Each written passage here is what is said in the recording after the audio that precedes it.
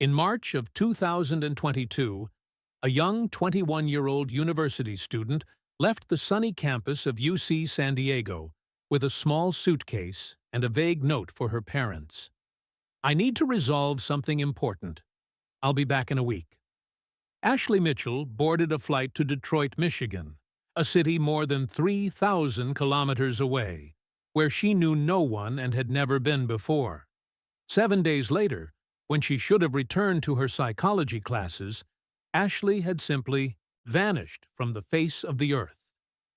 If you are fascinated by missing person cases and mysteries that cross the entire country, subscribe to the channel and activate the notification bell to follow every clue in this investigation that revealed disturbing secrets about the double life of an apparently ordinary student. What began as a simple one-week trip transformed into the most complex criminal mystery involving a Californian university student. A case that exposed a dark network connecting the West Coast to the American Midwest. Today, you will discover why Ashley lied to her family about the true reason for the trip, what really led her to the dangerous streets of Detroit, and how a brilliant young woman with a promising future became involved in something so dangerous that it cost her life. Prepare yourself for an investigative journey that crosses states, reveals secret identities, and proves that sometimes the people we think we know best are exactly those who guard the IBDG darkest secrets. This is the story of Ashley Mitchell's fatal journey, and how 1 week in Detroit forever changed two families on opposite sides of the country. Ashley Elizabeth Mitchell was 21 years old when she disappeared in March of 2022, leaving behind a carefully constructed life on the University of California, San Diego campus. Standing 5 feet 7 inches tall and weighing approximately 130 pounds, Ashley possessed light brown hair, with golden highlights that she liked to wear in a high ponytail, and bright green eyes that, according to her best friend, always seemed to be planning some adventure. Born and raised in Palo Alto, California, Ashley was the eldest daughter of an upper-middle-class family. Her father, Robert Mitchell, 54 years old, worked as a software engineer at Apple, while her mother, Linda Mitchell, 51 years old, was an occupational therapist at a local hospital. Ashley had a younger sister, Catherine, 18 years old, who had just enrolled at Stanford University. "Ashley was always our ambitious girl," Linda would later recall. "Since she was little, she wanted to change the world. She said she was going to study psychology to help traumatized children, then maybe pursue a master's degree in public policy. She had grand plans for everything." A third-year psychology student at UC San Diego, Ashley maintained an exemplary academic average of 3.8 GPA while working part-time as a research assistant in the university's behavioral psychology laboratory. Her professors described her as an exceptional student, particularly interested in criminal psychology and deviant behavior. "Ashley had a fascinating analytical mind," commented Dr. Sarah Thompson, her research advisor. "She could identify behavioral patterns that other students didn't perceive. She was working on a project about online predators and their manipulation tactics, a topic that completely absorbed her." Socially, Ashley was known for her charismatic personality and natural leadership ability. She was president of the university's Psychology Club, a volunteer at a crisis center for adolescents, and organizer of awareness campaigns about campus safety. But behind this exemplary public facade, Ashley maintained aspects of her life that not even her family knew about. Her best friend, Jessica Chen, noticed that Ashley had gradually become more reserved in the months prior to her disappearance. She had always been a private person, but something changed around December of 2021, Jessica would recall. She started spending more time online, received calls that she wouldn't answer when we were together, and sometimes disappeared from the dormitory for hours without explaining where she had been. Romantically, Ashley had ended a 2-year relationship with Tyler Martinez, a fellow psychology student, in November of 2021. Tyler described the breakup as friendly but confusing. Ashley said she needed to focus on other things, that she had discovered something important about herself.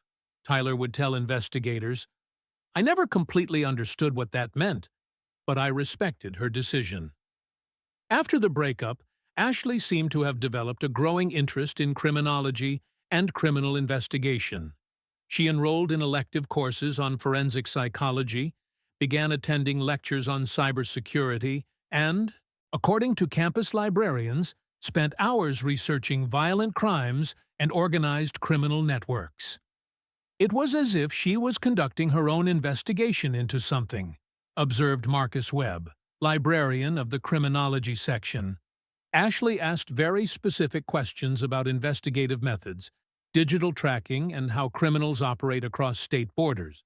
I thought it was for some academic project. Financially, Ashley was responsible and organized. She received a monthly allowance of $800 from her parents, worked 15 hours per week in the research laboratory for $12 per hour, and had saved approximately $4,000 for emergencies. She had no significant debts, only a student credit card with a low limit that she paid religiously. Technologically, Ashley was extremely active online, but careful about her privacy. She maintained profiles on major social media platforms, Instagram, Snapchat, TikTok, but had become progressively more restrictive about what she shared publicly. She started using more private settings, Jessica noticed, and sometimes I saw her using apps that I didn't recognize. Ashley's daily routine in early 2022 was structured but flexible. She woke up at 7 a.m., attended classes from 9 a.m. to 3 p.m. on most days, worked in the laboratory 3 afternoons per week, and dedicated evenings to studies and extracurricular activities. Weekends were reserved for volunteer work at the Crisis Center and social time with friends. Physically, Ashley was active and healthy. She practiced yoga twice a week, went hiking on weekends, and occasionally participated in self-defense classes offered by the campus. She didn't smoke, drank only socially at university parties, and had never experimented with illicit drugs. Ashley was the type of person who always had everything under control. Her sister, Catherine, would observe, "She planned everything in advance, always knew exactly where she was going and why. That's why the trip to Detroit was so shocking. It was nothing like her to do something so impulsive and mysterious." In the days prior to the fatal trip, Ashley had demonstrated slightly unusual behavior. She spent extra time organizing her belongings in the dormitory, backed up all her computer files, and had long, private phone conversations that she didn't share with anyone. The night before the trip, she told me she needed to close an important cycle in her life. Jessica would recall with tears in her eyes. "I asked if she wanted me to go with her, but she said it was something she needed to do alone. She promised she would tell me everything when she came back." What no one on the UC San Diego campus knew, as Ashley Mitchell packed her bags that March morning, was that she had discovered something, or someone, in Detroit that she considered more important than her personal safety. In a few hours, she would embark on a journey that would reveal hidden aspects of her personality and place her in the path of a predator who had been watching her every move for months. Ashley Mitchell was about to discover that some truths are too dangerous to pursue alone. Monday, March 14, 2022, began as an apparently normal day in Ashley Mitchell's dormitory at UC San Diego. At 6:30 in the morning, she woke up earlier than usual and initiated a meticulous preparation routine that, retrospectively, seemed almost ritualistic. Jessica Chen, her roommate, remembers Ashley carefully organizing a small travel bag. Just the essentials, as she said. She was strangely calm, Jessica would recall to investigators. Ashley always got nervous before trips, even to visit her parents. But that morning, she seemed determined, as if she had made an important decision, and there was no turning back. At 8:15, Ashley made a 23-minute call to an unidentified line. Jessica was showering during the call, but heard fragments of the conversation through the bathroom door. I heard Ashley saying things like, "I understand the risks," and "I can't do this over the phone." It seemed to be a very serious conversation. At 9:45, Ashley sent a text message to her parents. "I need to travel to resolve something important. I'll be back in a week. Don't worry, everything is fine. I love you." The message was sent simultaneously to Robert and Linda Mitchell, who were working and didn't respond immediately. Ashley's flight, Delta 1847, was scheduled to depart from San Diego International Airport at 1:35 p.m. with a connection in Phoenix, and expected arrival in Detroit at 10:47 p.m. local time. She had purchased the ticket only 2 days earlier, paying $847 with her credit card, a purchase that her parents would only discover after the disappearance. Ashley never did anything impulsive, especially large expenses, Linda Mitchell would explain. For her to buy an expensive last-minute ticket to a place where she knew no one, we immediately knew something was very wrong. During the trip to the airport in an Uber at 11:30, Ashley maintained regular correspondence via text messages with Jessica. The messages started normal. Comments about traffic, weather, usual flight anxiety. But the last message, sent at 12:58 shortly before boarding, was enigmatic. "If something happens, to me, look for the name Marcus Thompson in Detroit. Promise you'll remember this name." Jessica responded immediately asking what this meant, but Ashley had already boarded and put her phone in airplane mode. "I thought it was just Ashley being dramatic," Jessica would admit, with evident guilt. "She sometimes said things like that when she was nervous. I never thought it was literal." The flight to Phoenix proceeded without incidents. Ashley checked in online during the connection and sent a selfie to her sister Catherine with the caption, "Phoenix is hot, arriving in Detroit soon." It was her last communication with the family. Ashley arrived at Detroit Metropolitan Airport at 10:52 p.m., 3 minutes late due to headwinds. Airport security cameras captured her collecting her luggage and exiting through the main exit at 11:18 p.m. She hadn't rented a car, nor had she reserved transportation, an omission that would later prove significant. At 11:35 p.m., Ashley was seen on security cameras in the lobby of the Motor City Casino Hotel, downtown Detroit, checking in. She had reserved a simple room for 3 nights, paying $289 in cash. Unusual for a university student who normally used credit cards for everything. Ashley chose a hotel in an area she absolutely didn't know, would observe Detective Maria Santos of the Detroit Police Department. The Motor City Casino isn't where tourists normally stay, especially not young university women traveling alone.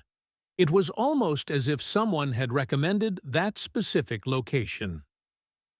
During her first day in Detroit, Tuesday, March 15th, Ashley maintained a bizarre schedule that was later reconstructed through security cameras, receipts, and witness reports. She woke up at 6:30, confirmed by room service, had breakfast at the hotel at 8:15, and then disappeared from the hotel until 7:30 p.m.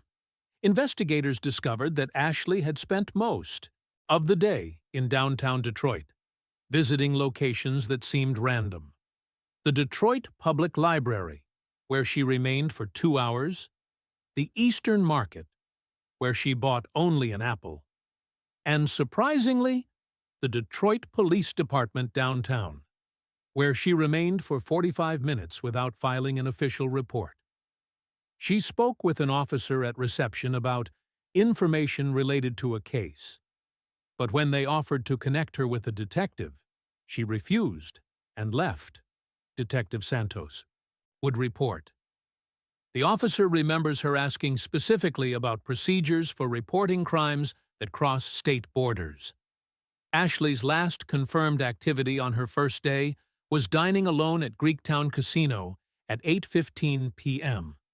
Waiters remember her as quiet but attentive, constantly observing her surroundings.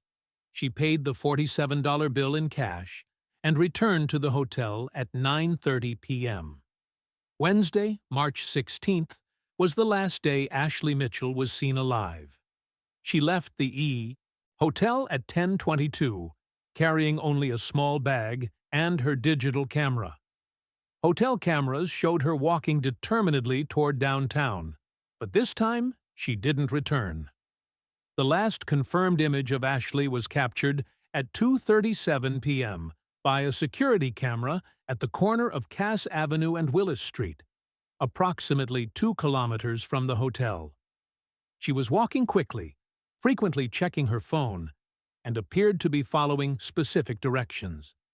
At 6:30 p.m., when Ashley should have done extended checkout from the hotel, she had requested an extra night the previous morning. Staff tried to contact her by phone. The calls went directly to voicemail.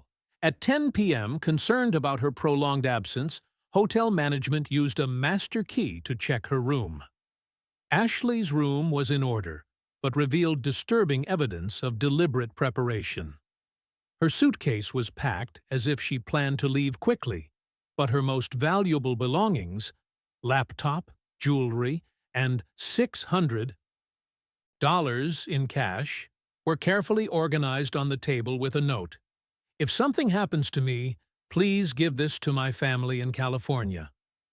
More disturbing was a series of papers scattered on the bed, printouts of newspaper articles about missing person cases in Detroit, city maps with various locations marked in red, and a handwritten list of names that included Marcus Thompson, the same name Ashley had mentioned to Jessica.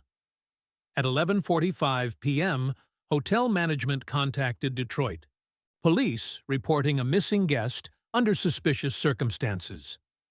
The Detroit Police Department received the missing person report at 12:15 a.m. on Thursday, March 17th.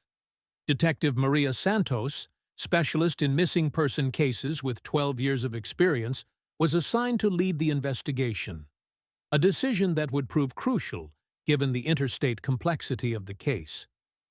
"I immediately knew this wasn't a typical lost tourist case," Santos would explain later.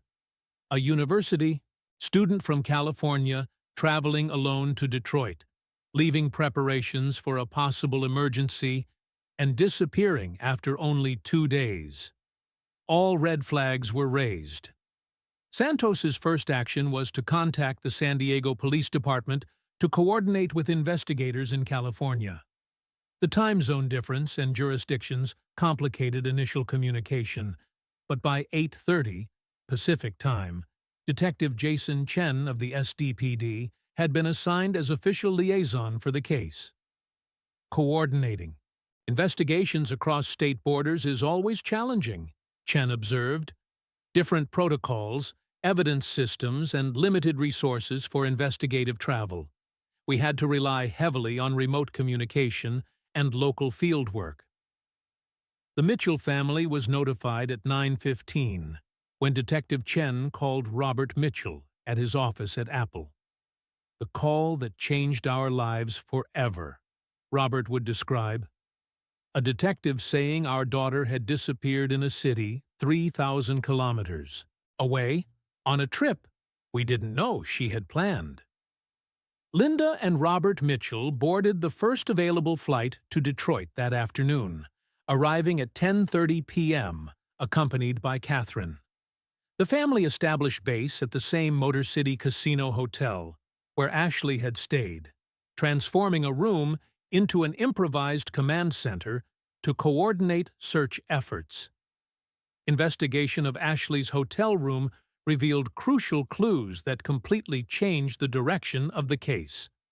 Among the papers found was a detailed map of eastern Detroit with 5 locations marked in red, phone numbers handwritten, and most disturbing of all, a printed photo of an unidentified man with the notation MT, 34 years old, on the back.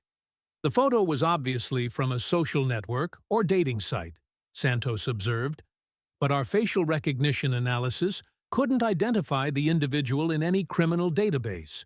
Whoever it was, he maintained a low profile. Analysis of Ashley's phone, found in the room, revealed a shocking discovery. In the 3 months prior to the trip, she had been in regular communication with multiple people in Detroit using encrypted messaging apps. The conversations had been deliberately deleted, but forensic technicians managed to recover fragments that revealed discussions about meetings, valuable information, and cash payments. Ashley was clearly involved in something she kept secret from everyone in her life, Detective Chen concluded, after analyzing the recovered data. The messages suggested she possessed information that someone in Detroit considered valuable enough to pay for. The investigation expanded to include analysis of bank records, which revealed a series of unexplained deposits in Ashley's account over the last 4 months, totaling $3,200 in small amounts that didn't correspond to her work or family allowance. Someone was paying Ashley for something, Santos determined. And apparently, she decided to personally collect the final payment in Detroit. Search of the locations marked on Ashley's map led investigators to a disturbing discovery. All 5 addresses were connected to known criminal activities. 2 were illegal gambling houses. 1 was a location known for drug trafficking. Another was an abandoned warehouse frequently used for clandestine meetings. And the 5th was a private residence under FBI surveillance for suspected money laundering. Ashley had mapped an active criminal network, Santos concluded. But why? Was she investigating these activities for some project, or was she directly involved?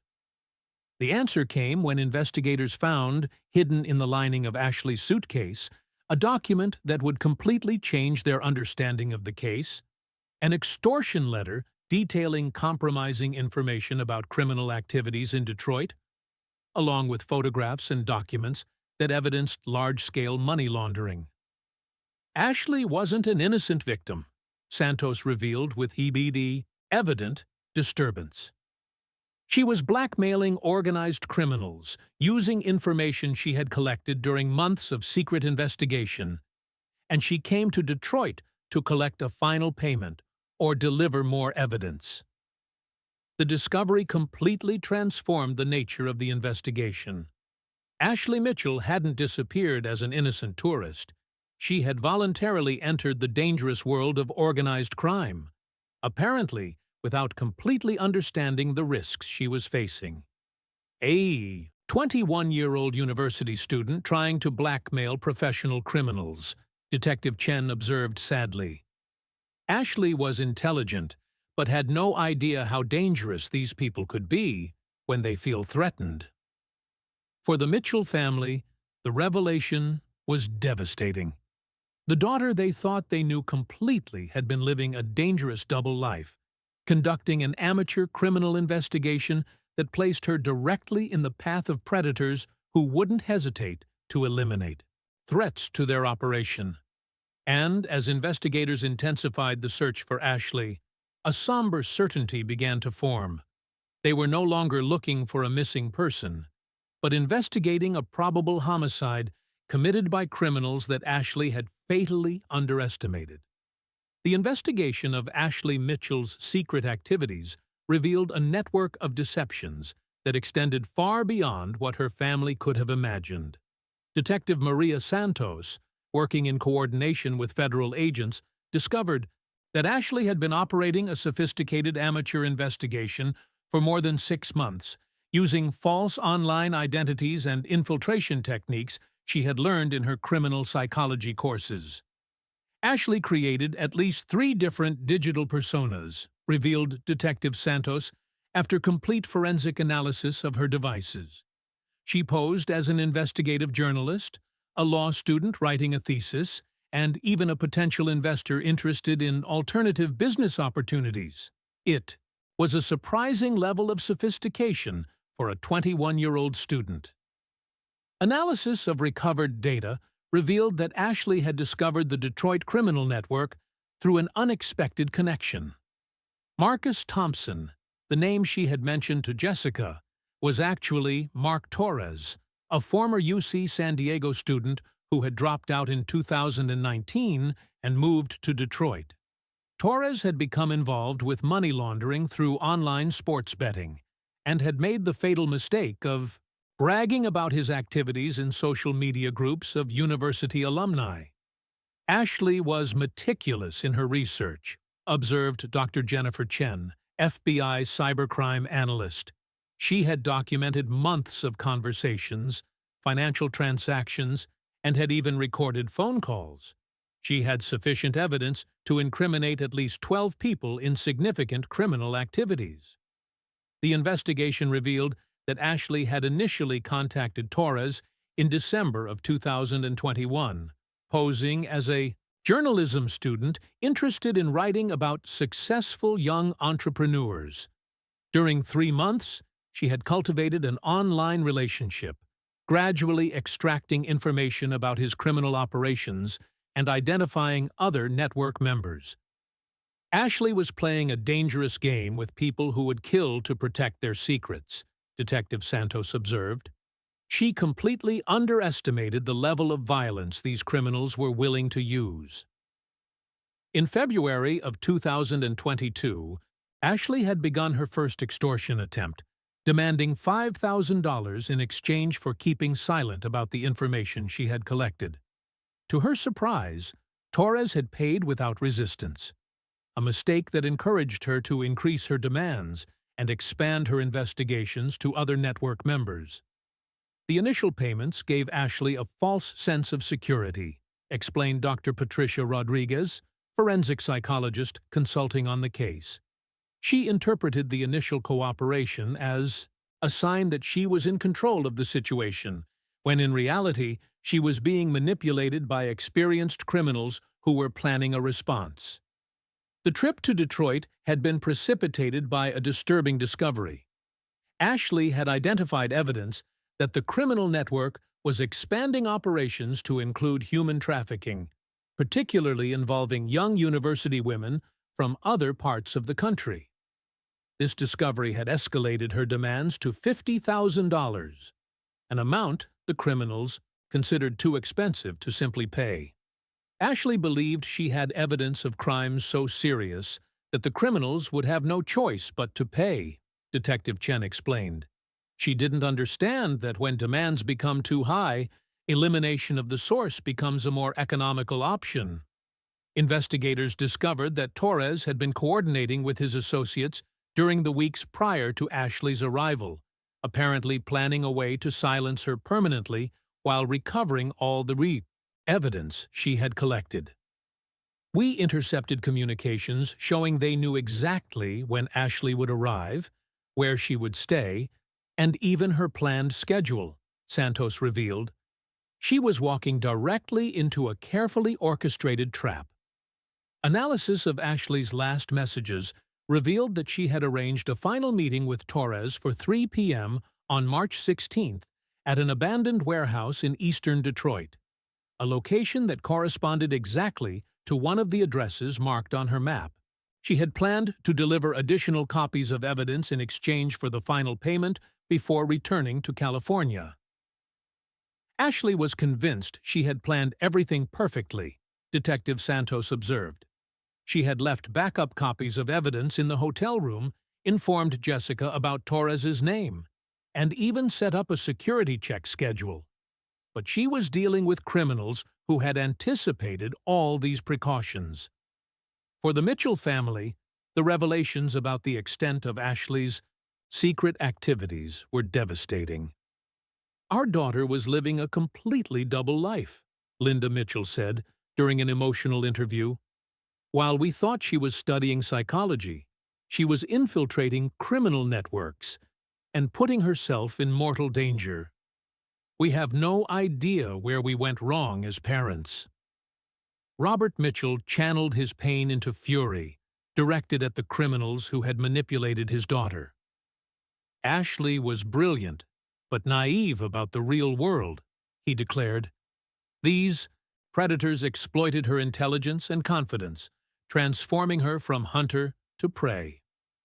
The discovery that finally revealed Ashley Mitchell's fate happened on April the 23rd, 2022, exactly 38 days after her disappearance. A construction team working on the demolition of an abandoned warehouse in East Detroit, coincidentally the same location where Ashley had arranged her final meeting, made a macabre discovery that confirmed investigators' worst fears. The workers were removing debris from the basement when they found evidence of recent activity in an area that supposedly had been abandoned for years, Detective Santos reported. There were obvious signs that someone had used the space recently, including bloodstains and evidence of extensive chemical cleaning. Initial forensic analysis of the location revealed DNA matching Ashley Mitchell, confirming that she had been present at the warehouse. More disturbing was the discovery of her digital camera, damaged but with partially recoverable memory card, hidden behind old industrial equipment. The last photos on Ashley's camera were of documents. Apparently, she was photographing additional evidence she had discovered at the location, explained Dr. Michael Foster, digital data recovery specialist. But the last image was of 3 unidentified men approaching her. The photo was blurred, suggesting she was trying to document a dangerous situation. Forensic technicians managed to recover partial audio from the last video Ashley had tried to record. The 47-second file captured her voice clearly. "If someone finds this, my name is Ashley Mitchell from California. I'm at the warehouse on Inaudible Street. Mark Torres brought me here saying he had additional evidence, but I think it was a trap. There are 3 men here and they don't seem—" The audio was abruptly interrupted, followed by sounds of struggle and male voices that voice analysis later identified as including Mark Torres. Ashley realized she was in danger and tried to leave evidence of her final circumstances, Santos observed. Even facing a potentially fatal situation, she was thinking like an investigator, trying to document the crime being committed against her. Chemical analysis of the location revealed evidence of extensive cleaning with industrial products, confirming that someone had tried to eliminate forensic evidence. However, luminol revealed blood spatter, patterns consistent with extreme violence, and DNA analysis confirmed that a significant amount belonged to Ashley. The pattern of evidence suggests Ashley was killed at the location, Dr. Chen concluded, after complete forensic analysis. The amount of blood and evidence of trauma indicate she didn't survive the encounter. The investigation expanded to tracking vehicles in the vicinity of the warehouse during the relevant period. Traffic cameras captured a black SUV van leaving the area at 4:23 p.m. on March 16th, approximately 1 hour after Ashley's scheduled meeting. We managed to trace the vehicle to a car rental company that had been paid in cash by Mark Torres 2 days before Ashley's disappearance, Detective Santos revealed. This confirmed that the meeting had been premeditated as a trap. On May 2, 2022, federal agents arrested Mark Torres at his residence in Detroit. During search of the property, they found Ashley's personal laptop, her jewelry, and most incriminating of all, evidence of the money laundering operations she had been investigating. Torres tried to destroy all the evidence Ashley had collected, but she had been more careful than he realized, Santos explained. Backup copies were found in multiple locations, including cloud storage that Torres didn't know existed. Torres initially denied any involvement in Ashley's disappearance, but forensic evidence was overwhelming. Analysis of his phone revealed messages detailing the planning of the final meeting, including discussions about eliminating the problem permanently and ensuring nothing can be traced back to us. Torres completely underestimated how much evidence Ashley had collected and how many precautions she had taken, observed Detective Chen. Ironically, his attempts to silence her resulted in complete exposure of the entire criminal operation. On June 15, 2022, Mark Torres pleaded guilty to second-degree murder in exchange for information about the location of Ashley's remains and identities of his co-conspirators. He revealed that Ashley's body had been transported to a rural location 80 kilometers from Detroit and was buried on property controlled by the criminal organization. Torres finally realized he would face the death penalty if he didn't cooperate, Santos explained. His cooperation allowed us to find Ashley and dismantle the entire criminal network she had discovered. For the Mitchell family, confirmation of Ashley's death brought a cruel mixture of closure and renewed pain. Knowing our daughter died trying to expose criminals who were harming other people, there's some comfort in knowing she died defending her principles, Robert Mitchell declared during an emotional press conference. Ashley always wanted to change the world, Linda Mitchell added through tears. She succeeded, just not in the way we expected. Her investigation resulted in the arrest of 12 criminals and saved other young women who could have been victims of the same network. The discovery of Ashley Mitchell's remains on July 3, 2022, finally ended 4 months of agonizing search, but opened a new chapter of justice that her family was determined to pursue in her memory. The trial of Mark Torres and his co-conspirators, concluded in March of 2023, revealed the complete extent of the tragedy that led to Ashley Mitchell's death. During detailed testimonies, a complex portrait emerged of a brilliant young woman whose fatal combination of intelligence, idealism, and inexperience with the real world placed her in the path of predators who exploited precisely these qualities. Ashley genuinely believed she was conducting a legitimate journalistic investigation that would expose criminals and protect other potential victims, observed Dr. Patricia Rodriguez during her testimony as an expert witness. Her motivation was noble, but she didn't understand she was dealing with an organization willing to commit murder to protect their interests. The final investigation revealed that the Detroit criminal network had been operating for more than 5 years, moving approximately $2.3 million through money laundering and beginning to expand into human trafficking exactly as Ashley had discovered.